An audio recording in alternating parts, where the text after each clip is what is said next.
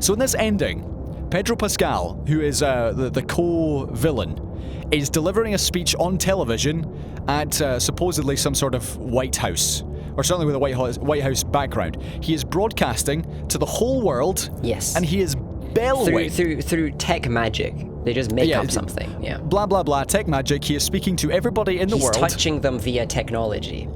And he is absolutely hollering at the top of his voice about wishing for whatever you want and you will get it. Yeah. And he, at this point, there's so much energy in the room. Paper is flying. Wonder Woman's barely able to move because the wind's so strong. And this guy, Pedro Pascal, is just giving it his absolute all. He is screaming at the people who are watching at home, which, of course, when it cuts to the shots of people watching in their living room, it's just like a nice, normalized volume. It just sounds like he's chatting.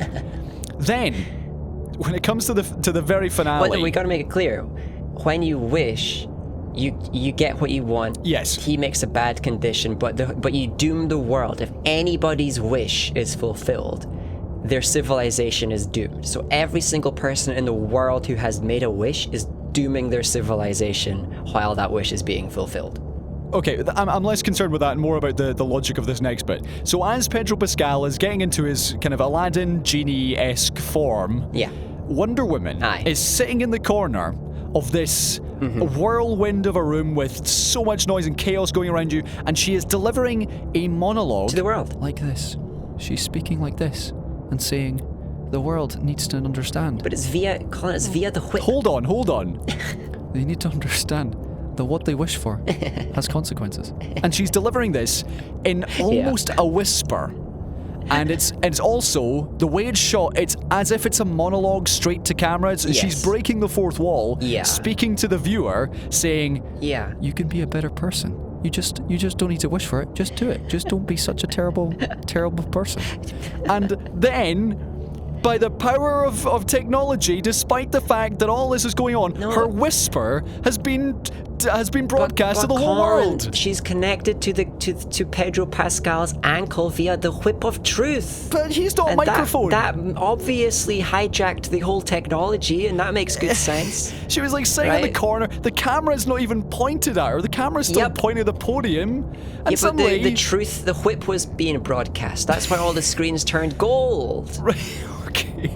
But the truth will set us free, Colin. The total lack of logic in that final segment. I'm sitting there being like, that's not how TV works. She's whispering. She's not on camera. She's not even on shot. You know what sucked for me? They're panning around the world, seeing everybody like undoing their wishes because 100% of the population was clearly convinced by this speech, which I don't believe.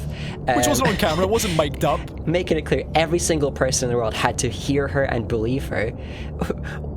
We've established that one of the people who had a wish then died, right? Correct. Someone wishes like all the Irish people would go away or whatever, and then she gets wished to death. Does she hear Wonder Woman's reversal? Does she unwish the death while she's being brought back to life over the course of the next little bit of time? I don't get it. And you could tell they were trying to set it up the whole time with how deeply they were talking about truth and blah blah blah and all of that.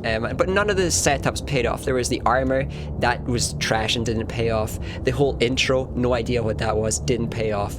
I don't know how she learned to turn a thing invisible, but they just decided she could. I don't know how a short-range jet flew to Egypt, but they just decided it could. I don't know, again, how she learned to fly, but they decided she could. This is another problem. You've got to earn these character changes and these power growths and spikes. Nothing in the film put any effort into actually earning stuff, and even when they tried, they didn't make it pay off. It was cheesy and bad, but like not even the fun kind of cheesy. Just like you've tried to make an 80s film, but you've made a really bad one. But Colin, Pedro Pascal, he learned that what he wanted all along was a happy relationship with his son, which I actually kind of liked. But they didn't do a good job of that either.